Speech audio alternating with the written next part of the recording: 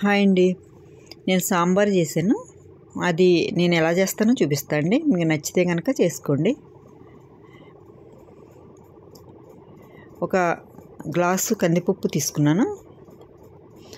దీన్ని 2-3 సార్లు బాగా కడగాలండి, ఎందుకంటే పురుగు పట్టకుండా. అదేదో పౌడర్ కలుపుతారు, బోరిక్ యాసిడ్ ఏదో కలుపుతారండి. అది కాస్త బాగా 2-3 సార్లు కడుక్కుంటే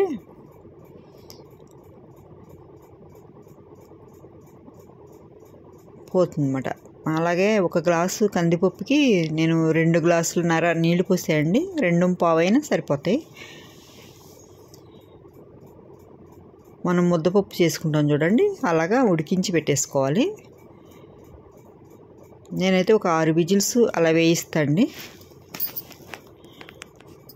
ఒక 6 విజిల్స్ వేయిస్తే మెత్తగా ఉడికిపోతుంది. ఇది ఒకటండి, అల్లం ముక్క వేసుకోవాలి కందిపప్పు ఉడికించేటప్పుడు. గ్యాస్ ఫామ్ అవ్వకుండా ఉంటుందంటండి. కందిపప్పు ప్లస్ మనం సొరకాయ వేస్తున్నాం కదా, సొరకాయకి గ్యాస్ ఫామ్ అవుతుందంటండి సాంబార్లో. నాకు ఎప్పుడో ఫ్రెండ్ చెప్పారు. అప్పటి నుంచి నేను తనైతే ఇలా ఒక అల్లం ముక్క తీసుకుని దంచి ఒక్కసారి ఇలా అని వేసేస్తారంట. నేనైతే ఇలాగా మంచిగా కచ్చాపచ్చిగా దంచేసి వేస్తాను. అన్నంతో కూడా తెలియదండి, తినేయచ్చు ఎక్కడన్నా ముక్క తగిలినా కానీ.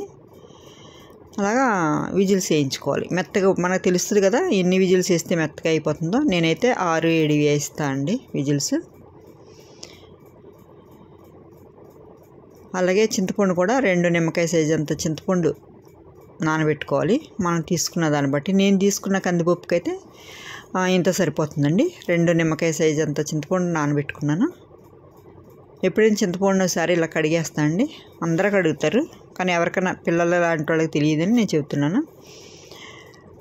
అలా నీళ్లు పోసుకుని పక్కకు పెట్టేసుకోవాలండి. మంచి నీళ్ళు పోసి మనం ఇవన్నీ అయ్యేటప్పటికి చింతపండు నానిపోయి ఉంటుంది. అలాగే మనం ఎలాగైతే ఏ దానిలో అయితే సాంబార్ చేసుకుంటామో అందులో ఆయిల్ వేసుకోవాలి. ఆయిల్ కొంచెం ఎక్కువే వేసుకోవాలండి. 3 టేబుల్ స్పూన్లు 4 టేబుల్ స్పూన్లు అయినా వేసుకోవచ్చు.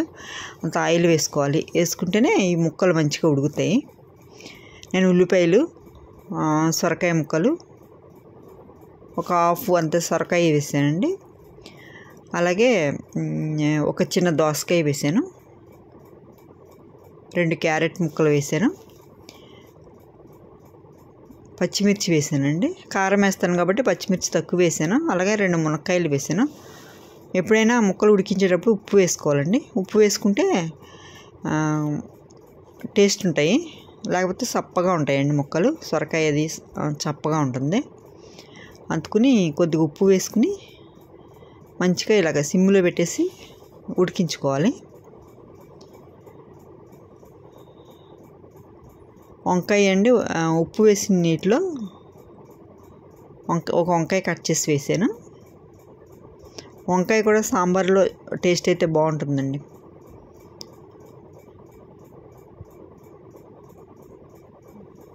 రాడిష్ లేదండి, రాడిష్ కూడా వేస్తాను నేను సాంబార్ చేసినప్పుడు.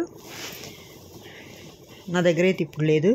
అలాగే చిలకడదుంప వేసాయండి. చిలకడదుంప కూడా కొంచెం తీపి వచ్చి బాగుంటుంది. మేమైతే చిలకడదుంప కూడా వేసుకుంటాము. ఒక 3 టమాటాలు, గుమ్మడికాయ ముక్కలండి, చిన్న గుమ్మడికాయ ముక్క వేసాను. అది ఇలా కట్ చేసి వేసాను. గుమ్మడికాయ కూడా సాంబార్లోకి బాగుంటుంది. మా దగ్గర అయితే ఫంక్షన్లో అండి గుమ్మడికాయ వేస్తారు బాగా. గుమ్మడికాయ, మునక్కాయలు, చిలకడదుంప కూడా వేస్తారు ఫంక్షన్లో పెట్టే సాంబార్లో అండి. మీరు ఎప్పుడైనా ఇలా కూరగాయ ముక్కలు అది కుక్కర్లో కాకుండా అండి ఇలా ఉడికించుకుని చేసుకున్న సాంబారు మీరు చూడండి, చేసుకుని టేస్ట్ అయితే చాలా బాగుంటుంది. మూత పెట్టేసుకోవాలి సిమ్లో పెట్టి. మధ్య మధ్యలో కొంచెం తిప్పుకుంటూ ఉండాలండి.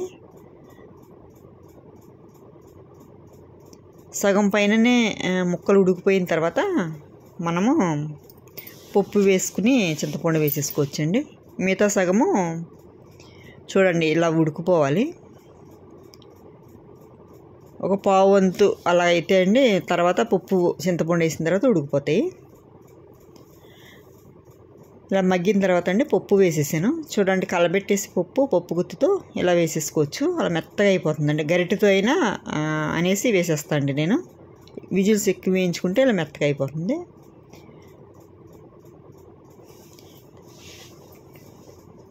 ఉప్పు వేసుకున్న తర్వాత మంచిగా కలిపేయాలి అంతా.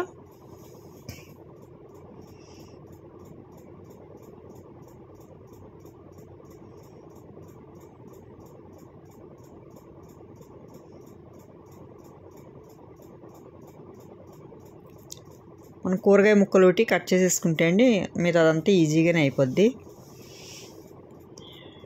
ముందన్నీ కట్ చేసేసుకుని స్టార్ట్ చేస్తే అయిపోతుందండి. ఒక స్పూన్ కారం వేసానండి. మామూలుగా కొంచెం ఘాటు తినే వాళ్ళకైతే ఇంకో స్పూన్ పడుతుంది. ఈ కారం అయితే చాలా ఘాటు ఉందండి, అందుకని నేను ఒక స్పూనే వేసాను. మూత పెట్టేసుకోవాలి, మగ్గిపోతుంది కొంచెంసేపు. మూత పెట్టుకున్న తర్వాత అండి తీసి కరివేపాకు వేయాలి. అలాగే చింతపండు పులుసు కూడా వేసేసుకోవాలండి. ఇప్పుడు మూత పెట్టి ఒక 2-3 నిమిషాల తర్వాత నేను చింతపండు పులుసు వేసేస్తాను. ఇప్పుడు బెండకాయ ముక్కలు వేసేసుకోవాలండి. చింతపండు పులుసు వేసాక ముందు వేసేస్తే బెండకాయ ముక్కలు మెత్తగా అయిపోతాయి. ఇలా తర్వాత వేసుకుంటే అండి కొంచెము మంచిగా బాగా ఉడికి ఉంటాయి అన్నట్టు, మెత్తగా అవ్వవు.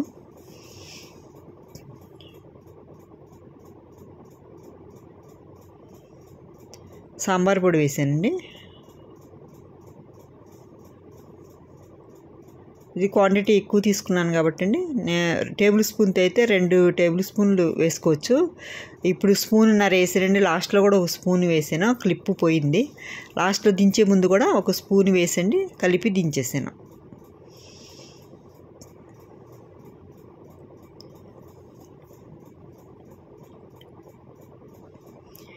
నేను చేసానండి సాంబార్ పొడి, నా ఛానల్లో ఉంది, మీకు లింక్ ఇస్తాను.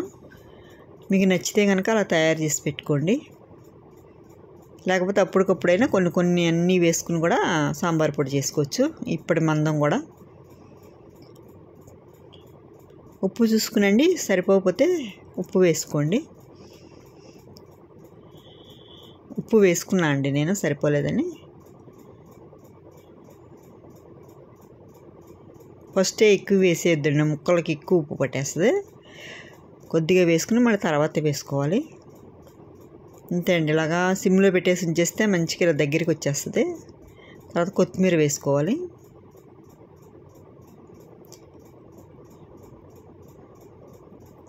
కొత్తిమీర వేసుకునండి, ఉప్పు సరిపోకపోతే వేసుకోవాలి. ఇలా చేసుకుంటే అండి టేస్ట్ బాగుంటుంది. మీరు కూడా చేసుకుని చూడండి ఒకసారి, మీకు నచ్చితే ఎప్పుడు అలాగే చేసుకోవచ్చు. తాలింపు చేసుకోవాలండి. ఆవాలు వేసుకున్నాను ఒక 1/2 స్పూన్ అంతా, అలాగే జీలకర్ర వేసుకున్నాను. కొన్ని మెంతులు వేస్తాను నేను ఎప్పుడు కూడా తాలింపులో, మెంతులు వేసుకోవాలండి కొన్ని. అలాగే జీలకర్ర వేసుకోవాలి, కొద్దిగా జీలకర్ర వేసాను. ఆవాలు ఎప్పుడైనా బాగా వేగిన తర్వాత వేసుకోవాలండి జీలకర్ర అవిని.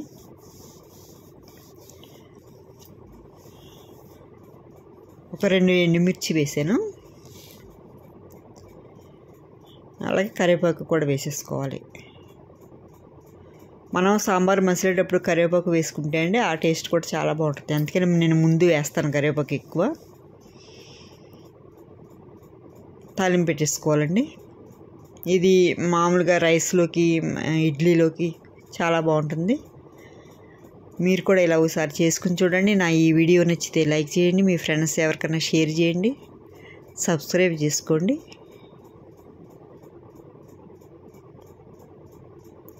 మీరు కూడా ఇలా ఒకసారి చేసుకుని చూడండి. Thank you.